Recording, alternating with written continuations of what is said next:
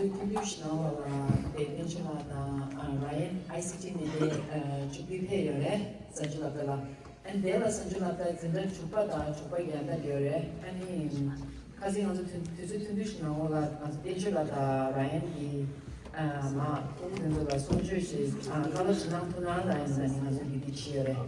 So today we have gathered here in Basla, the weekend principal, assistant principal, Gesno Mangchula, and we have gathered here from grade 6 and above, and then a lot of volunteers.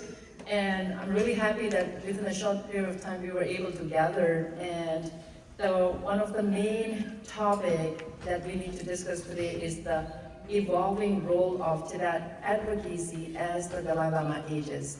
So I know this topic is very emotional, very sensitive, and on the other hand, this is the perfect avenue to talk to these two experts, especially they came all the way from DC.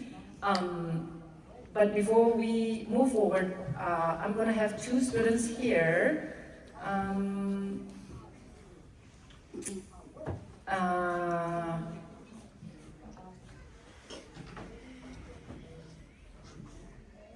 So Denzi Lakemill and Gesang Hagi from grade 7 will come up and read a brief bio data on the background of these two guest speakers.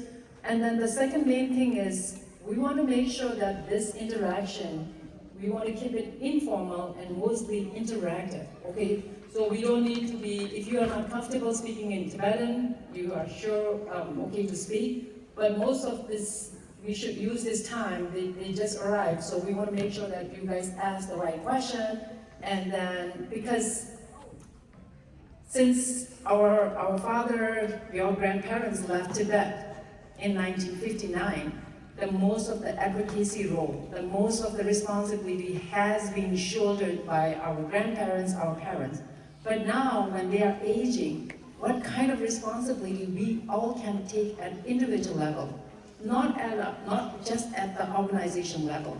There are so many roles that you all can take, and at some point you will venture out into college, and there are so many things that you can do, and especially with the advocacy nowadays, it's you already have laptop, so, and there are many avenues, and we have today VTech President Geshe Sanlai, he's here too. So he will be one of the leaders for Tibet Lobby Day, and so I think this forum will be collab together as to see how we can, move forward. But without further ado, I want these two speakers to come here and read brief about our guest speakers' bio data.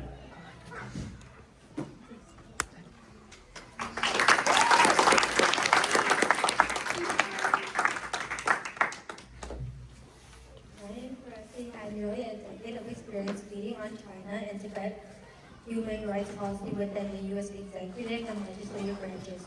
Most recently, Ryan served as a senior advisor on Tibetan issues in the State Department's Office of the Undersecretary for Civilian Security, Democracy, and Human Rights and the U.S. Special Coordinator for Tibetan issues.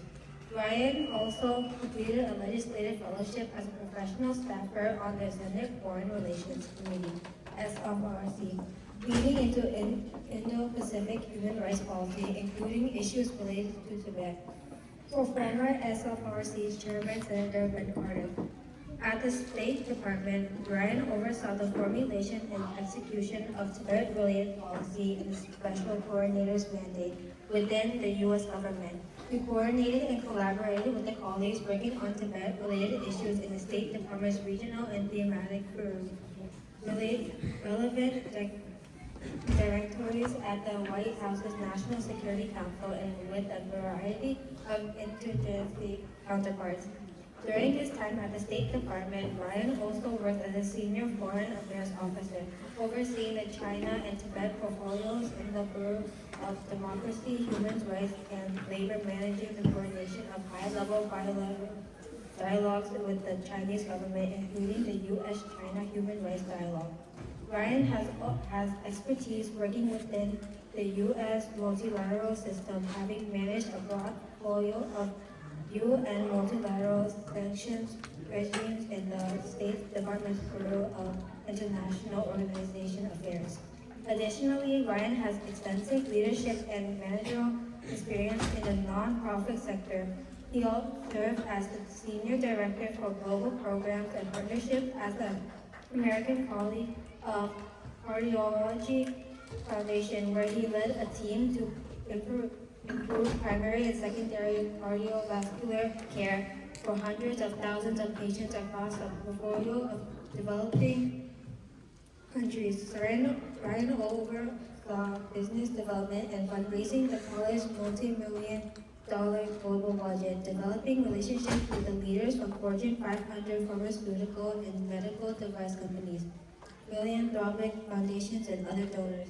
Ryan graduated with a bachelor's degree in global studies from the University of California, Santa Barbara. After graduating from UCSB, Ryan lived and worked in China for 6 years, first as a volunteer English teacher in a rural area of Hunan province, then in business development for a U.S. educational software firm in Shanghai, and finally a graduate student in international relations at the Johns Hopkins School of Advanced International Studies, China campus. In Hopkins Managing Center, Ryan is fluent in Mandarin Chinese. He and his wife have 2 children and reside in Bethlehem, Maryland.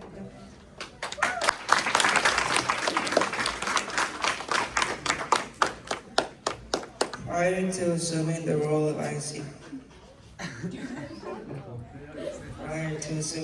ICT President, Tencho served as an interim Vice President and the Director for Outreach, born in exile in Dharamsala in the Indian foothills of the Himalayas in the seat of His Holiness the Dalai Lama and the exiled Tibetan administration.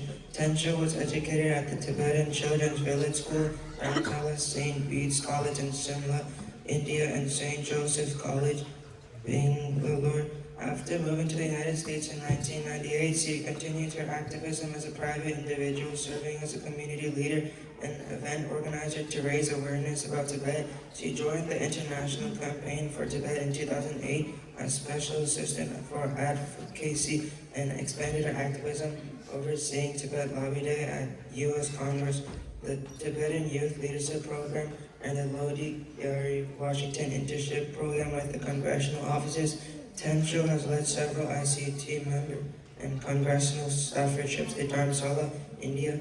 He plays an active role in ICT's advocacy team to advance ICT's legislative agenda and continues to educate the public about Tibet at community conferences and universities.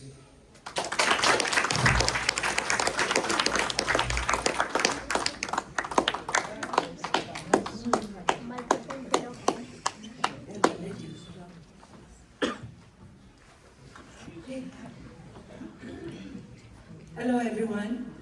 There's Ned. Councilman Nariday. Bögek demna Council Bögek Kodwe.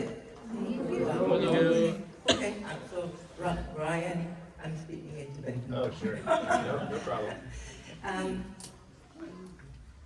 당부대라 반다 반도 대宣言을 도야들을 소비를 손들 잡아 가우슈 총선과 안디간데 예 칸조 용제 지원을 삼십발 되게 남아 먹으슈도와 두두 삼바 배 가보용도 안조 과치네 로총자 셔마조 계시셔야 speaking I'll mix a little bit of English in between also so that maybe I communicate better.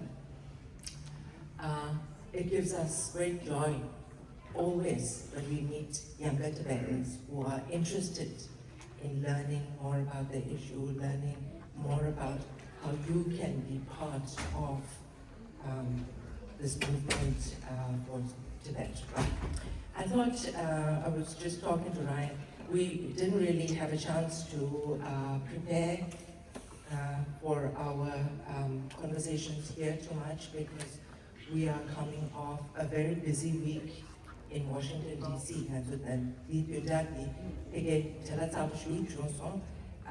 where we work for International Campaign for Tibet, International Campaign for Tibet was established in Washington, D.C.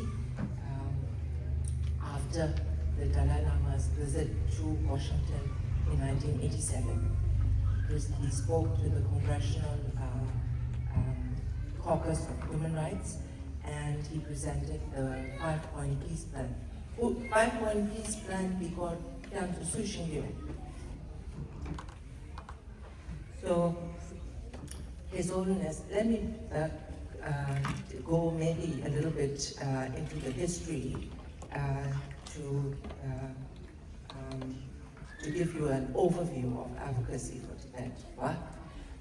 When His Holiness escaped Tibet, what year did His Holiness escape Tibet? 1959, when His Holiness escaped Tibet and came to India. You will see His Holiness, when he entered the border of India, he said he looked towards Tibet. The Chushikandru army who had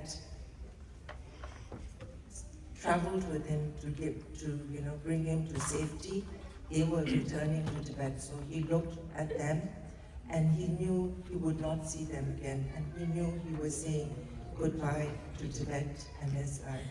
He looked outwards towards India, and he didn't know anyone out there, so he was moving into a world where he didn't have any friends, anyone.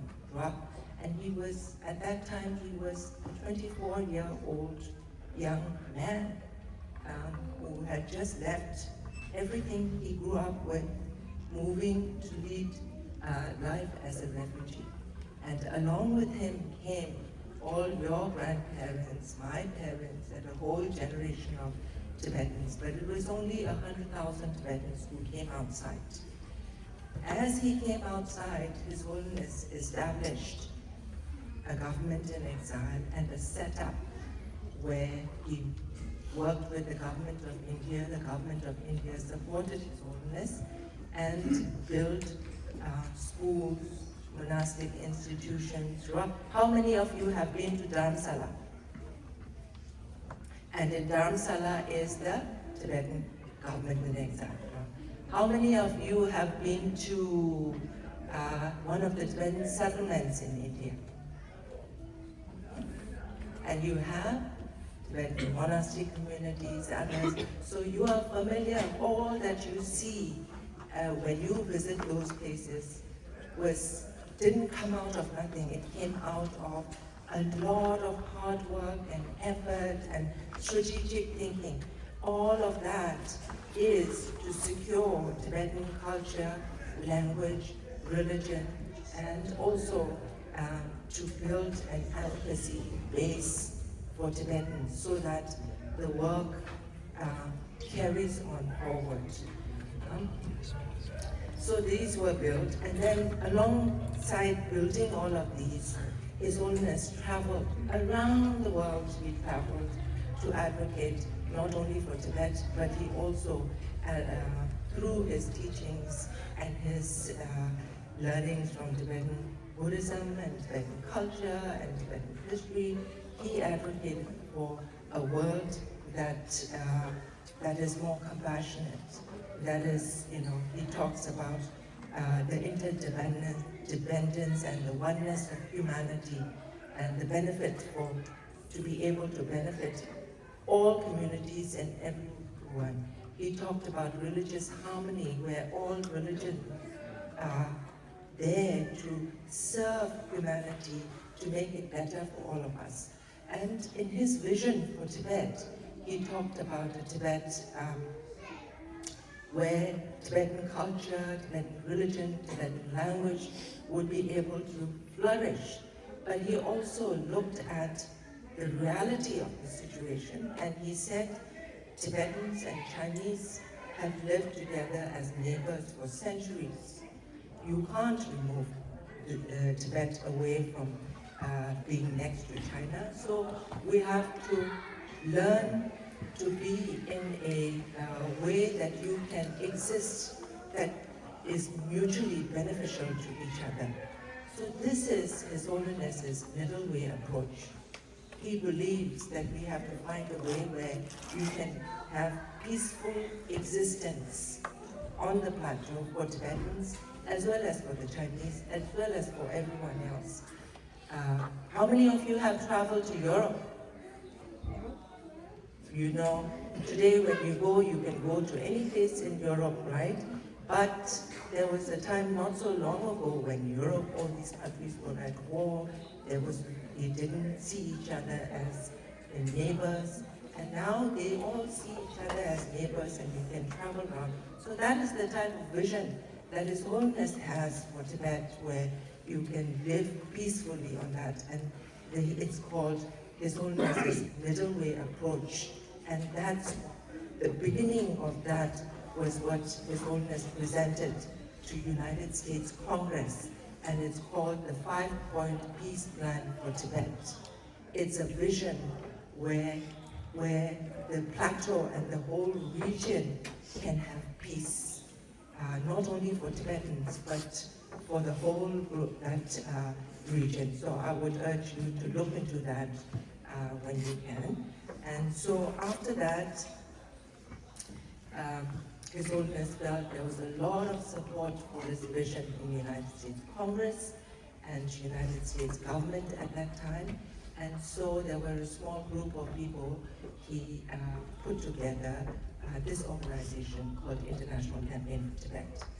And so International Campaign for Tibet started in Washington, D.C., and now we have offices also in Berlin, in Amsterdam, in Brussels, and we work with coordination also with Canada Tibet Committee and Australia Tibet Committee, and the goal is to have to advocate internationally in a coordinated fashion. And the other element to International Campaign for Tibet is we do not get funding from big governments or big corporations or big businesses.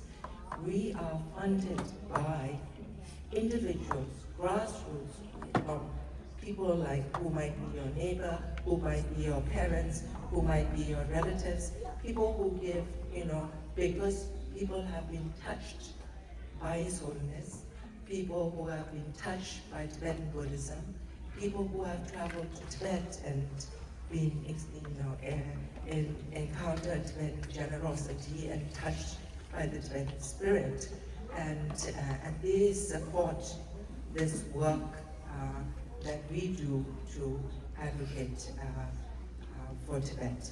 And I think all of these work in a coordinated fashion. When we say what do we do, how do we prepare for the future, for Tibet, for advocacy, for primarily when we, for a culture and a people to exist, you have to have the land and the country that you belong to. You have to have that freedom. So for us, our main cause is for Tibetans, our homeland, where our brothers and sisters, the majority, the 7.5 million Tibetans who reside inside Tibet, how do we advocate for them? How do we get freedom for them? How do we get to meet His Holiness, we get to listen to him, but they do not have that. They live under the oppression of the Chinese government, under policies that are so tight that there is no freedoms there. So how do we advocate for that? And that's the portion that we focus on. We primarily do from our office. We have a team that works on research and reporting. So we try to gather information inside Tibet and present it for lawmakers and policymakers so that we are shaping legislation and policy that really help Tibetans on the ground inside Tibet. So I think I will leave with these words, and then Ryan will add on what we are doing in our office, particularly in the United States, as that impacts all of you as Tibetan Americans. Hello. Hi. Nice to be with you all today. Thank you for having us here. You guys happy to be in school on a Saturday? No? Oh. Yeah, and it's all day too, right? Extra special. Well, hopefully this gives you a little bit of a break, and look forward to taking your questions. Thank you for reading my excessively long bio. You did an amazing, amazing job. Yes, good for him. Yes. So I came to International Campaign for Tibet about a year ago. I'm its executive director. Work under the amazing leadership of our president, Tencho Gyatso.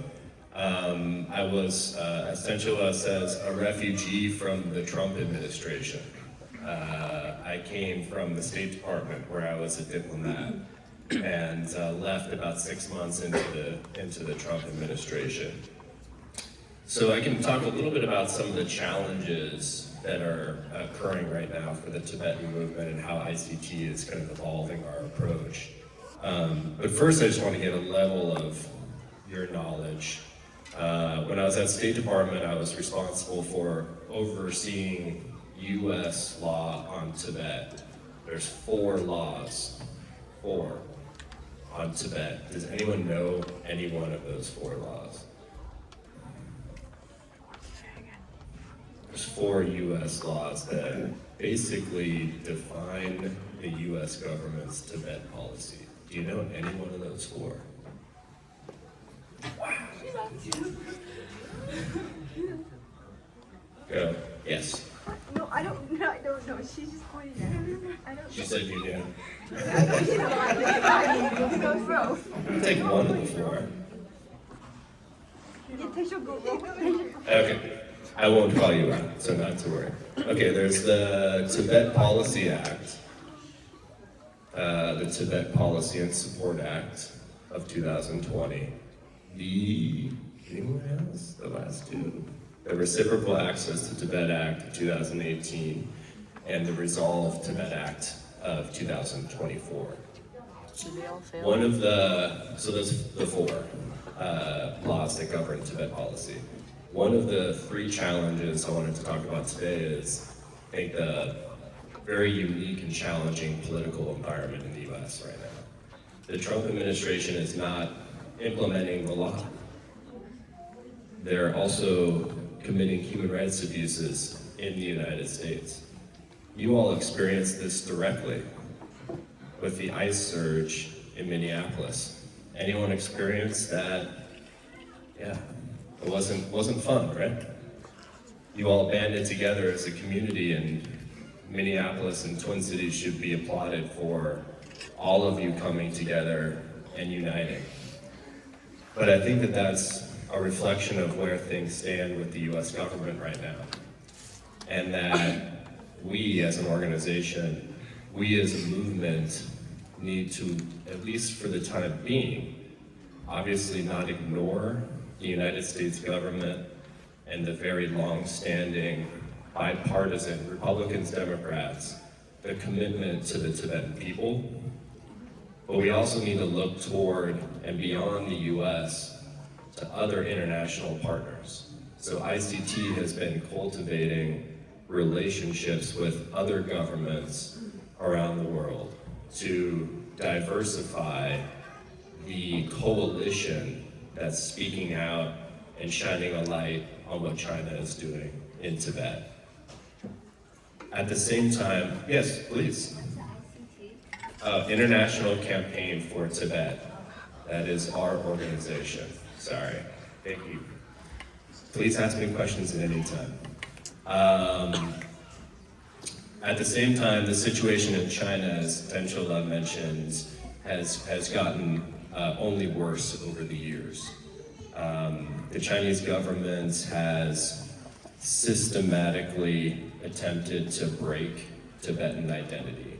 And I don't know if you all are tracking a law that just passed called the Ethnic Unity and Progress Law, which is frankly really scary stuff.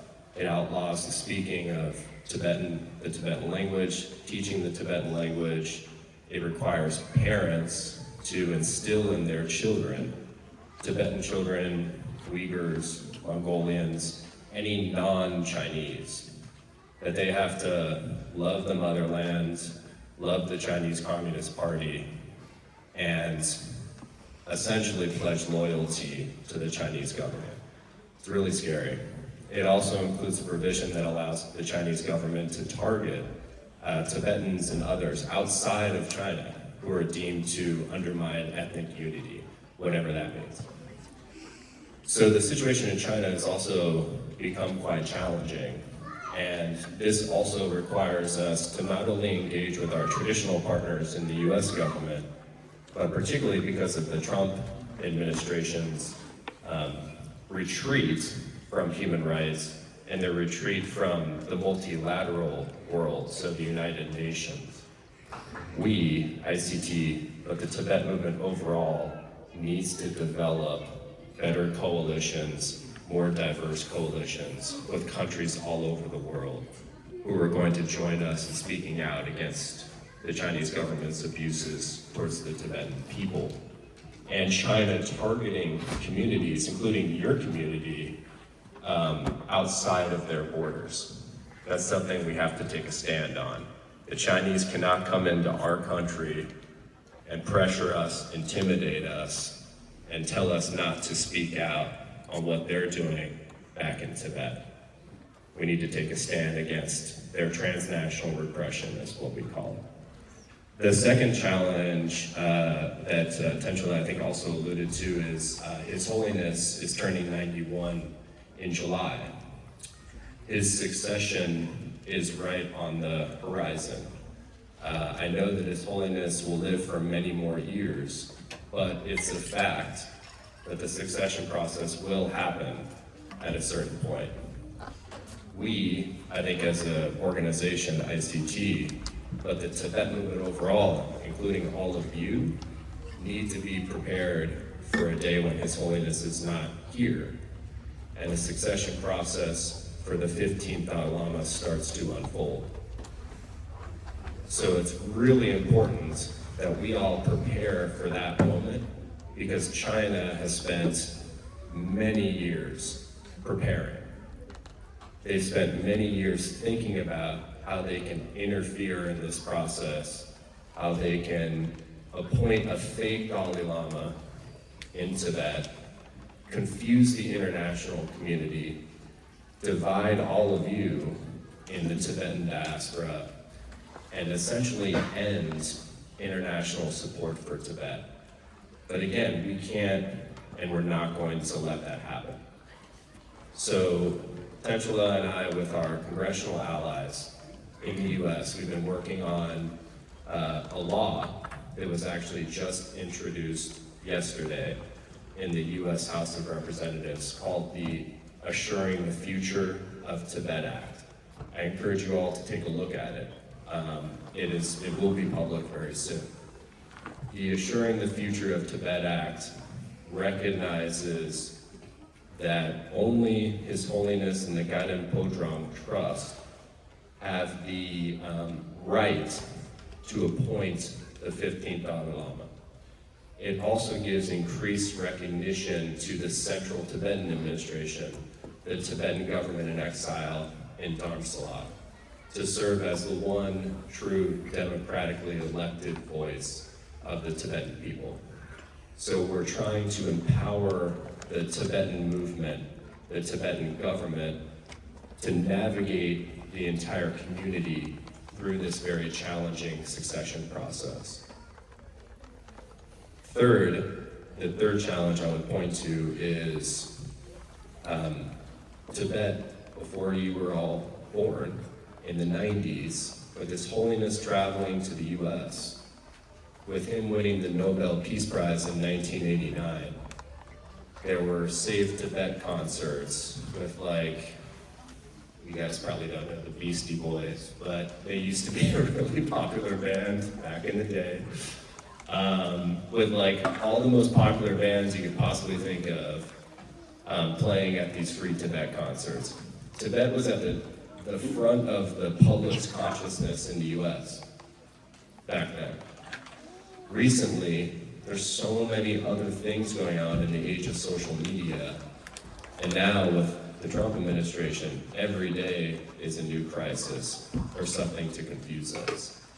Tibet has gone to the back of people's minds in the United States. That's why ICT is trying to change that, trying to bring this issue to the front of the public's attention. We're innovating on social media. We have to get on all the platforms. We're on TikTok now, we're on Instagram. We're building a network of brand ambassadors who can speak about the Tibet issue. But we need all of you. You're integral in this, right? You're the ones who can tell Tibet's story. You're the ones who can talk about your experiences in the United States and what your identity means to you. Because we're now in an age where there's a lot of anxiety, there's a lot of uncertainty around the future in this country amongst many different communities.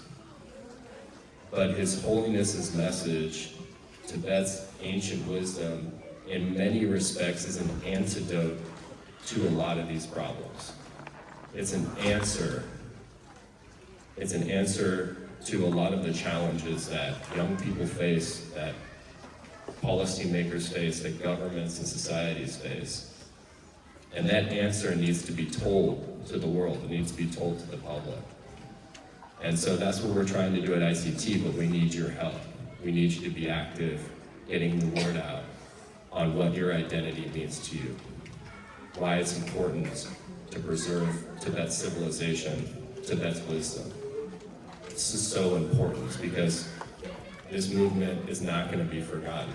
But if you guys aren't active participants right now and when you get older, we're in big trouble. So this is a call to action for all of you to really be as active as you can in telling your stories and the stories of Tibet. Because in many respects, your ancient wisdom, where you come from, where your ancestors come from, it holds the answers and solutions to a lot of problems that our society as a whole faces now. So I'll end with that and happy to take your questions. Thank you.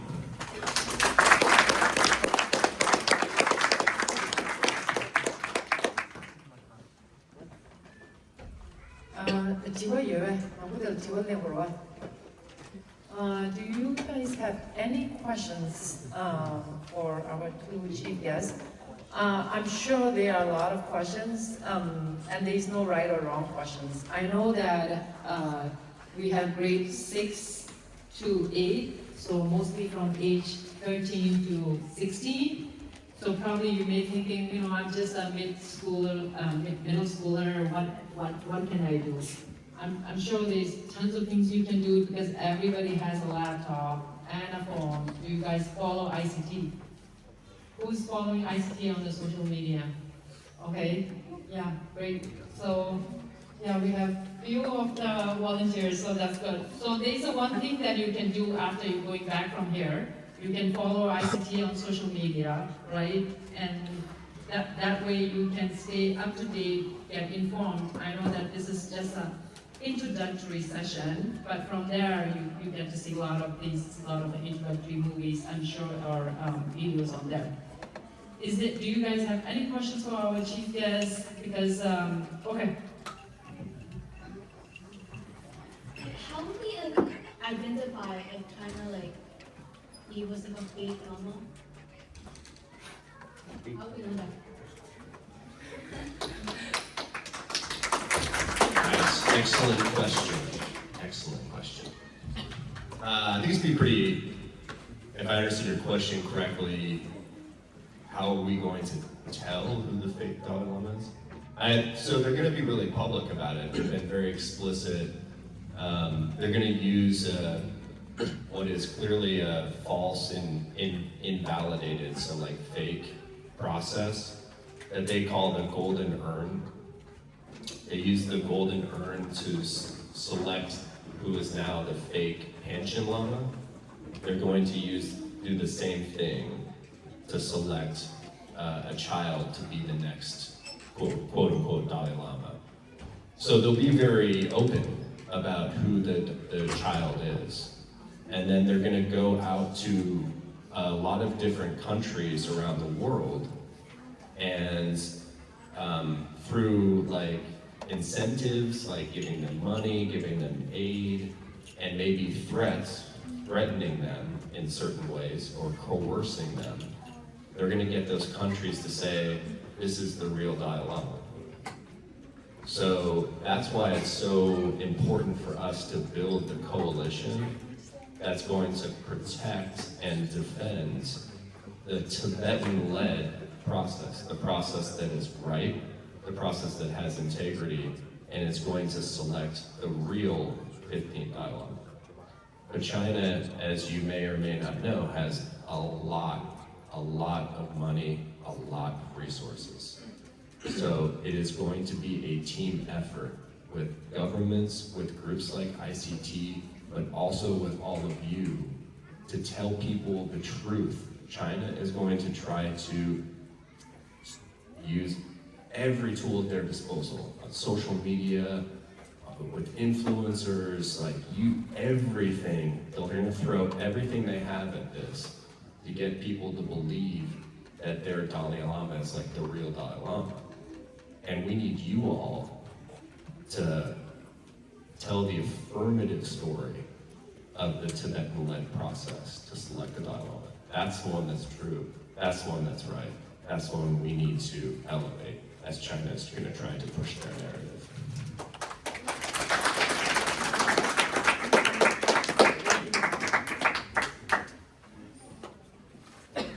So if they pick like a fake Dalai Lama, does that fake Dalai Lama know they're the fake Dalai Lama, or you just think they're him?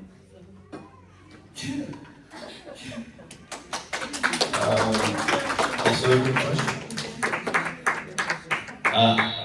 I really don't know. They have a very sophisticated propaganda machine, and depending, the child's family will probably know that they've been kind of co-opted to play this role. Is the child gonna know? Probably not. The child can actually legitimately think that they're the real Dalai Lama.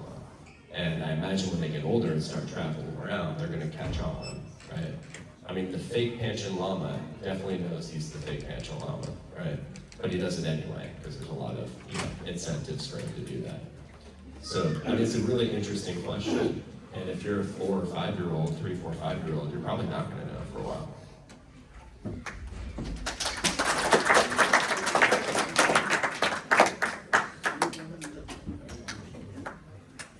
What was your motivation to join ICT? Those are excellent questions. Well, I lived in China from 2005 to 2011. I think that's before you guys were born. God, I'm getting depressed now because I'm thinking about how old I am. In 2008, there was the uprising in Tibet, the protests in Tibet. I honestly didn't really know a whole lot about Tibet before 2008. When I was growing up, I grew up in Los Angeles, and I would see like Free Tibet bumper stickers, so I was like kind of familiar with it, but not too much. But then once the protests happened in 2008, I started researching it and understanding the issues, and had just a great deal of, I don't know why, just like a connection to what was happening in Tibet. But also just what the Chinese government was doing across the country. When I went to work for State Department later, I think this kind of drove me to work for State Department. And when I started working at State Department, it was 2011. And that's when if you remember, if you're familiar, that's when Tibetan people started setting themselves on fire. Self-immolations, they were called. They killed themselves, calling for the return of His Holiness to Tibet, and protesting the Chinese government's policies. So it was incredibly tragic and heartbreaking, but it instilled in me a commitment to helping them, a commitment to understanding why they were doing this, and trying to figure out how we can push the Chinese government to change their policies. So it was at a few different points, I think, with the 2008 protests and then what was happening with the self-immolations that I think kind of solidified in me a real desire to see things change in Tibet and to help the Tibetan people as much as I could.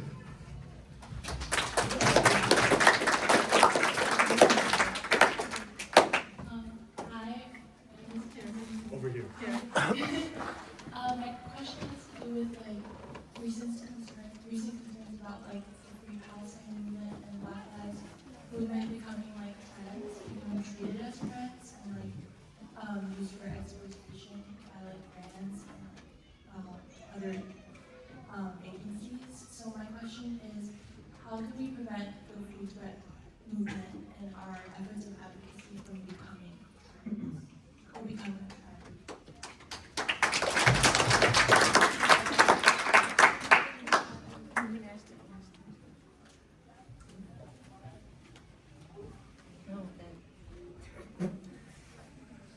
Thank you for that question.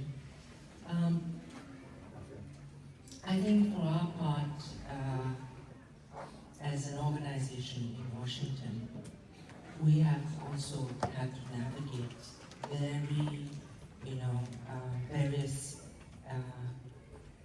at various points where sometimes you get into, issues where we become just a tool for China bashing in that sense.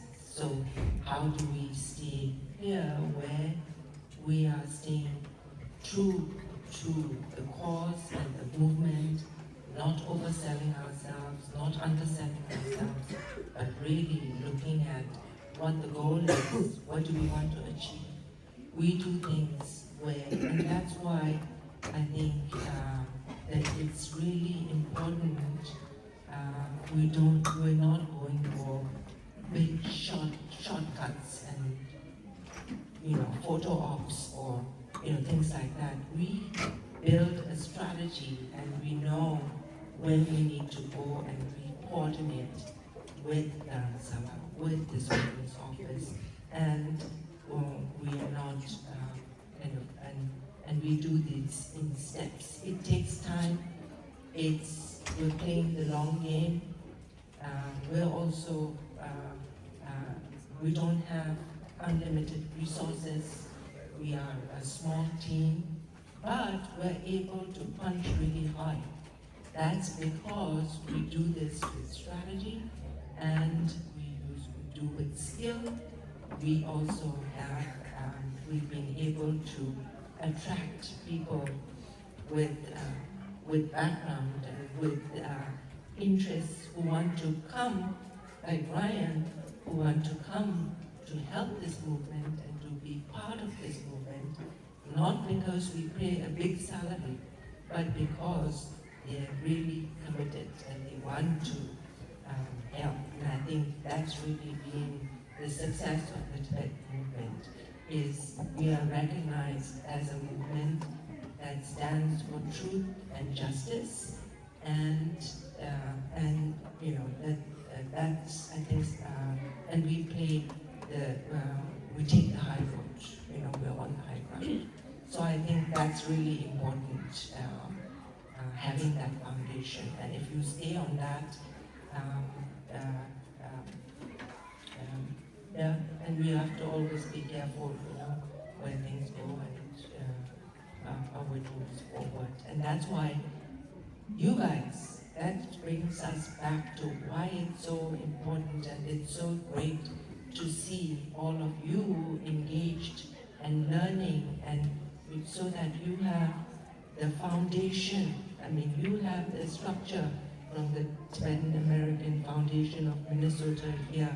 All your teachers, all the volunteers here, or from Dharamsala to here, to your parents who kind of give you the support and the system to let the best you come out and grow out, All of you will grow individually. You'll have different talents, different skills, and you will find your own path.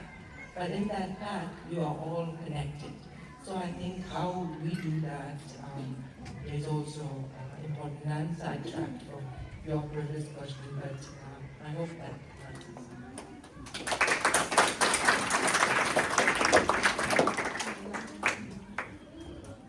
I have a question for you. So I was just wondering, so like with many of us here, like we're like second or third generation, Tibetans, and just still growing up into like the adult bit. So my kind of question is like for them, like and even for me, like how do we kind of take that step even more further out, even though we're grown and still with advocating for Tibet? Like what are other things like Lobby Day, like explaining like some things that we can find to be like enjoying, but also learning more about your roots.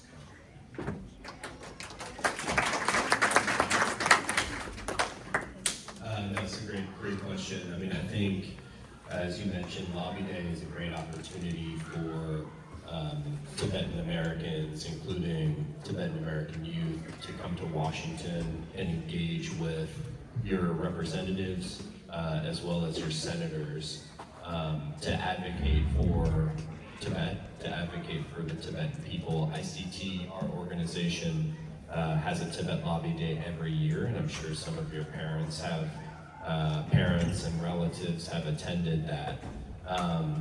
As you guys, I know you're mostly in middle school, but as you get older and you go into college, at ICT, we have programs for Tibetan Americans, including the Tibetan Youth Leadership Program.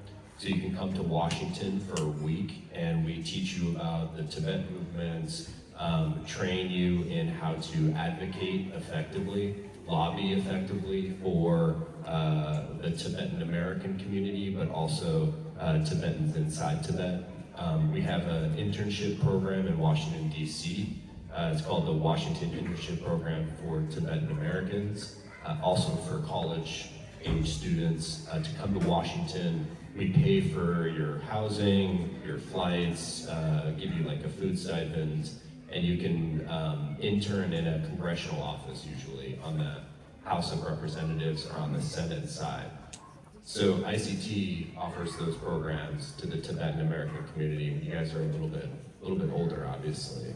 But even in the meantime, when there's an issue that's important to you, whether it's in your own community or it has to do with Tibet, you have the ability to write letters to your congressional representative, your two senators.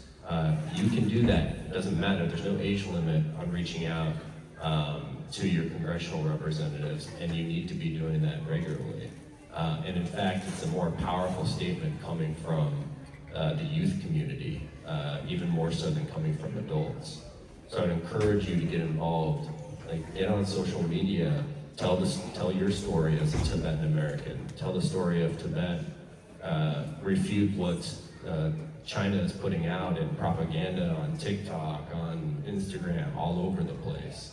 There's lots of different ways. I'm not a huge fan of social media, by the way. I think it's horrible, but it is what it is, and it's influencing a lot of people. So we need to be active in that space too. As you guys get older, there's a part for you to play in influencing the public narrative, the online narrative, telling a positive story about Tibet, and refuting the lies that the Chinese government is telling.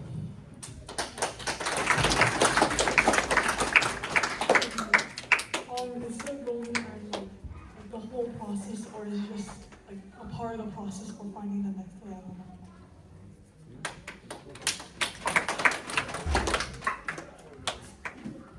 Potential Love may know more than I do, but I think it's a fake process, right? And so I think that Potential Love can correct me if I'm wrong, but I believe it's relatively quick, right? They bring in, 5 or 6 candidates, if you will, and then they choose like lots, like they look like little sticks from like a literal golden urn. And then I think that there's one stick that's selected that means you are the reincarnation. And I think that's basically the extent of it. I don't know, touching on that. We try not to like get too far into explaining what it is because we don't want to like validate or give any attention to a fake process, right? And so we try not to get into too many details other than saying, this makes no sense, it's not validated, it's never been endorsed by the Tibetan community. And I think we stick with that kind of higher level message.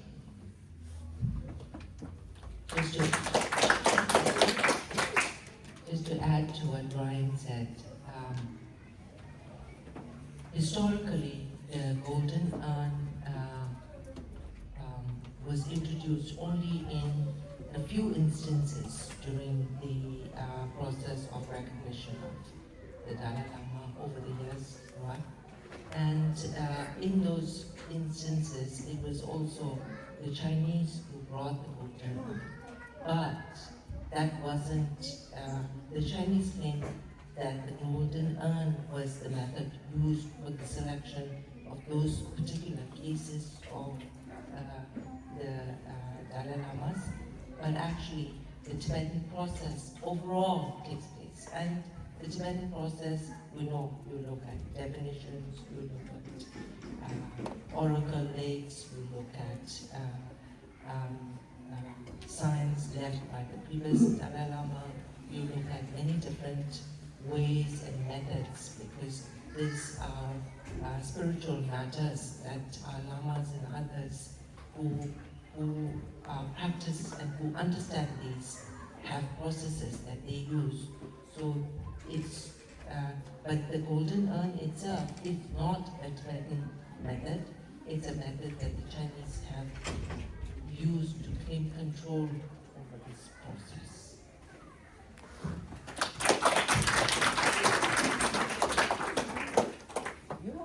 You all are asking a lot of tough questions. So other than like Ravi Day and like Tibet Fest, how can we like campaign that to free Tibet in like our schools and communities? How can we like tell other people other than using social media?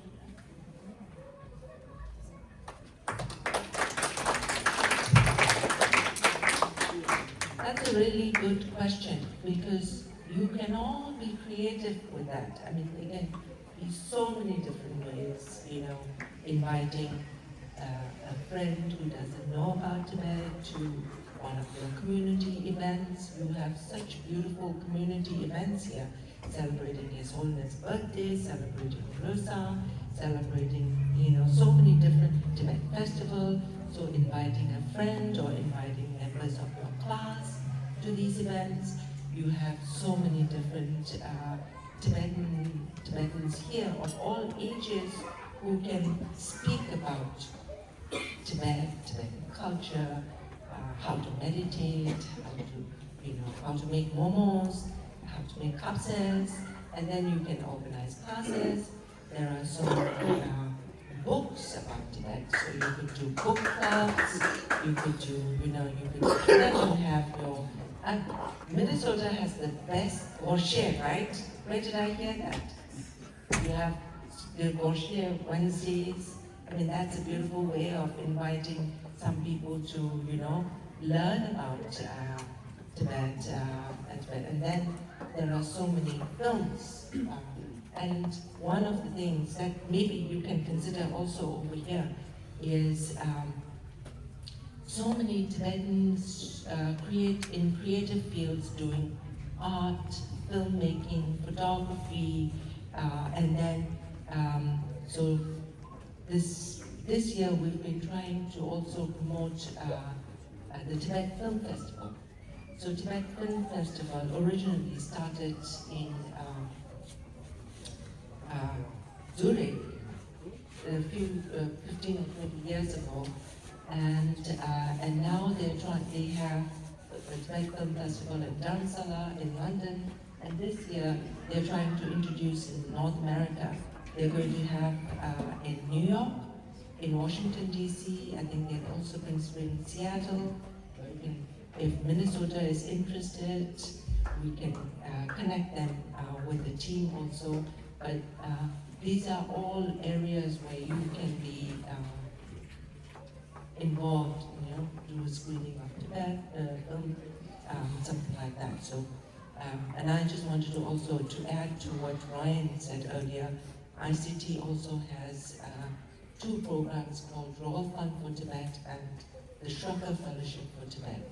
And these two programs encourage Tibetans in the field of creative arts, journalism, doing different projects, kind of to spark Tibetans taking initiatives to do something a little bit more for Tibet,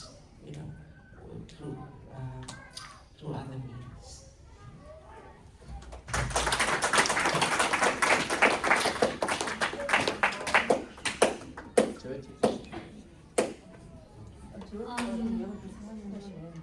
And Chiwa, the Mogi Chiwa, DJ Chiwa did me, and did Shambhala Chiwa did, and last time I know, and Chiwa never pushes.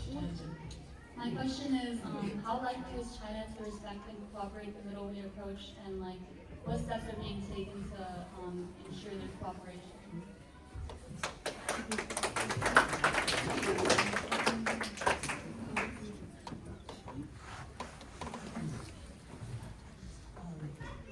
So my question is, recently Trump administration was in China.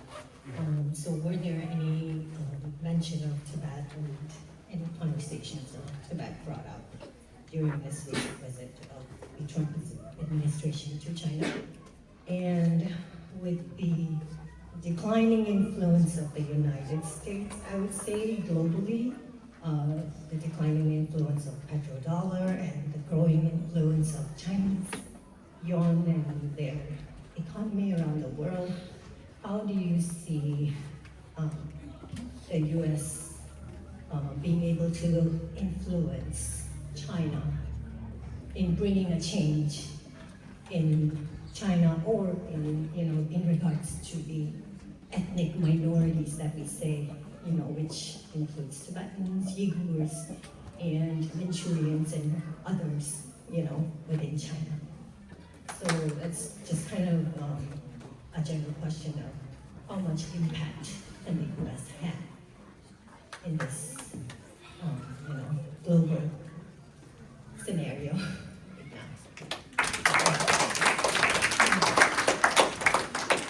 Just to be Angela and Ryan, first of all, I would like to say thank you to both of you for working really hard towards Tibet's cause. Especially Ryan, being an American, I think it's a wake-up call for everyone because he's not even Tibet, but he's still fighting for Tibet cause. Many of our Tibetan that lives in America are too busy working two jobs and just not spending their time for Tibet cause. So I want to say personally thank you, Ryan, for your support. And as you mentioned, the first challenge in Tibet, the new law, Tibetan languages are being banned in Tibet because China erased the identity, right? So, and you also mentioned we must be active now or else we are in big trouble. I totally agree with that. I think a lot of us Tibetans are taking Tibetan culture, language not seriously, because they don't see the future about 100, 200, 500, 1,000 years. I sent my daughter to school here not just for her own 5, 10 years, but for 100, 500, 1,000 years. So, and you also mentioned you guys do need help. So I have lots of resources. I came here from India when I was 12 years old, and I lived here for 30 years. My daughter is 7 years right now, and I have experimented with her how to preserve Tibetan language. She speaks fluently Tibetan language, and lots of Tibetan parents have complimented me, but they have never asked me, how did you do it? What are the resources? So if you guys need help, I'm here to support you guys to what I have experimented with in my own. I have a mortgage, I have bills to pay, also I have a job, but at the same time, I always put Tibetan culture and language first, so I just want to let you guys know that. Thank you.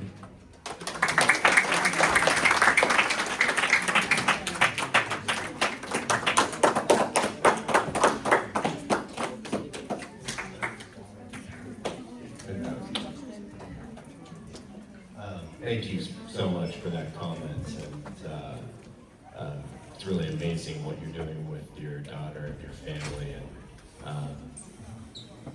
I just want to congratulate you. And you know, we're pushing the State Department, the Trump administration, to implement the full range of foreign assistance going into India, Nepal, and Tibet, a lot of which is supposed to be for cultural and linguistic preservation. And those funds have been curtailed, unfortunately, and unjustifiably under the Trump administration. And so we're working to get those monies reinstated as quickly as possible. But in the United States, we also need individuals like you who are going to carry the torch and light the way for the next generation of Tibetan students and youth communities. So thank you again for that. The Chinese have not respected the middle way approach for the last 60 years. I think that, to his credit, His Holiness in the 1950s with the 17-point agreement took it at face value that Mao at the time would actually live up to his commitments. They did not. Since then, I think it's been a tragic trail of broken promises from the Chinese government. So they don't respect the middle way approach. They never have. And now with the Ethnic Unity and Progress Law, they're contradicting their own constitution and their own 1984 regional ethnic autonomy law, which should have granted Tibetans, Uyghurs, others, autonomy within the Chinese state. That's what that law was supposed to do. But this new law, the Ethnic Unity and Progress Law, flips that on its head and takes away any commitment that the Chinese governments once said that they would provide to Tibetans for autonomy within Tibet.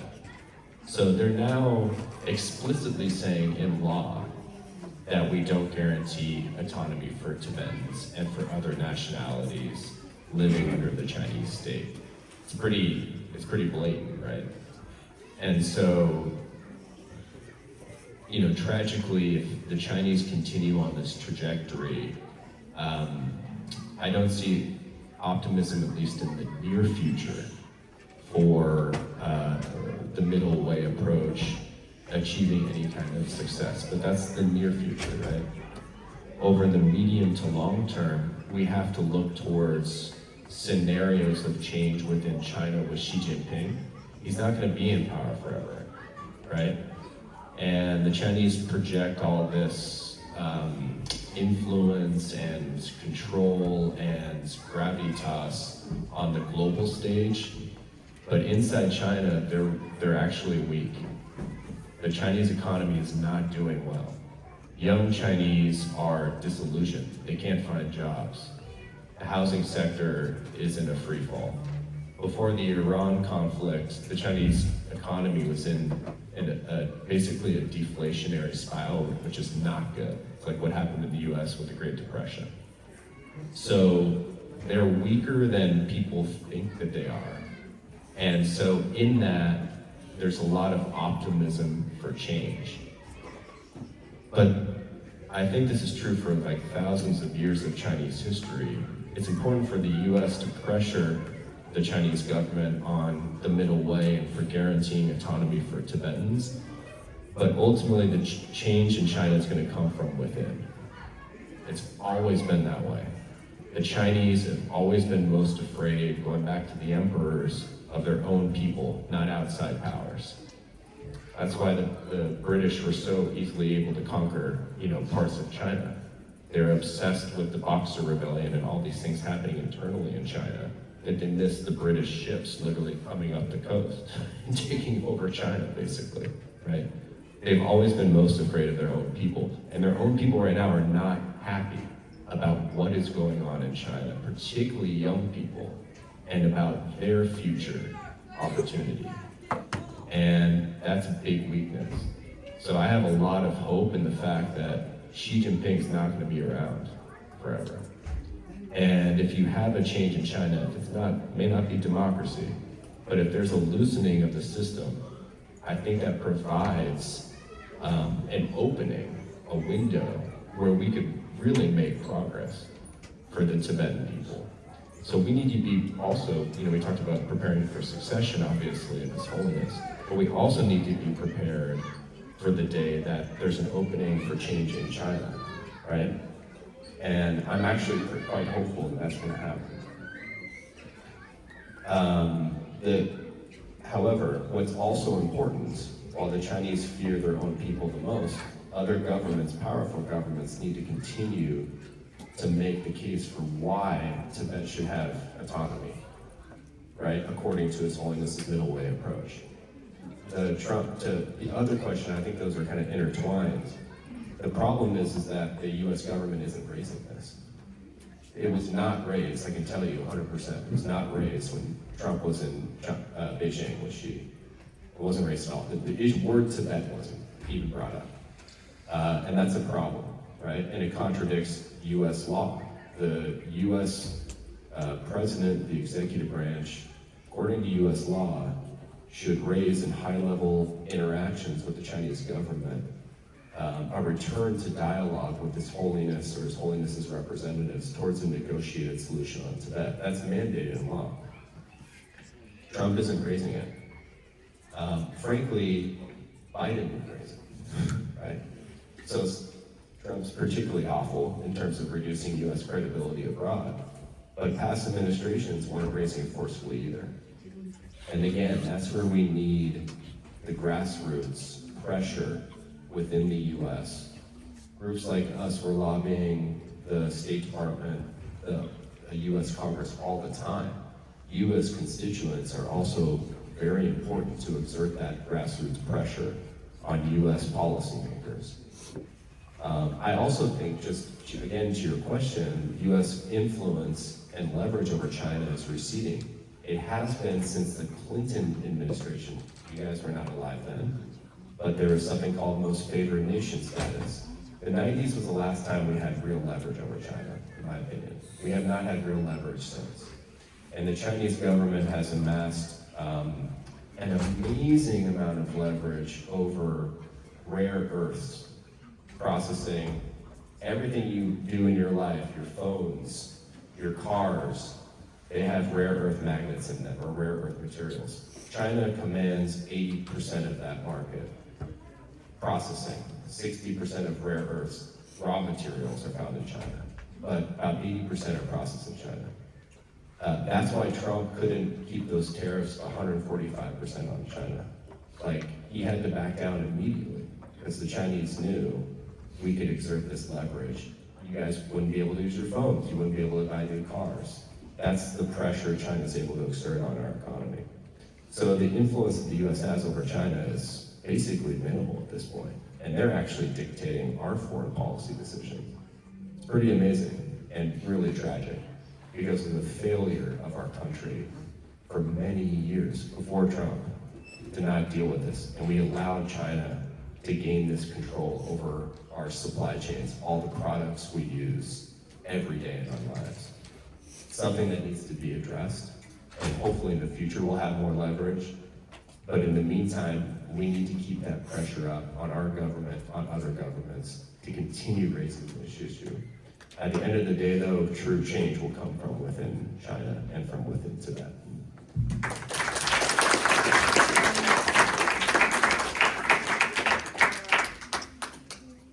So as a conclusion, I would like to, on behalf of all the Taiwan board members and weekend teachers and school, I would like to thank Angela and Ryan for taking this time out. And it was really good gathering. I think the students were really engaged. And one often question that I hear from you guys is how, as an individual base, you guys can contribute. I know our long-term goal is middle way path, being the genuine autonomy. But on the day-by-day base, how can you support? There are tons of avenues that you can help.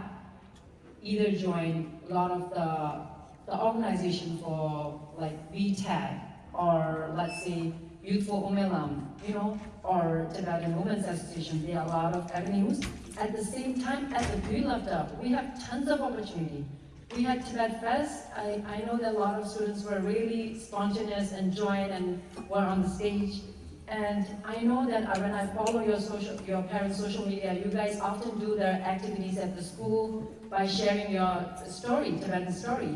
Now, you need to take that to another level. Bring that advocacy stories and share it at the school.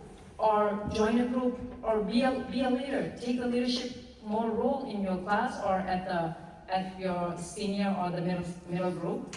Or lobby day. Even if you're not going for lobby day, we have a workshop coming. So that's a great initiation avenue there. We have a Wisdom of Happiness movie screening happening at Minneapolis Institute of Art.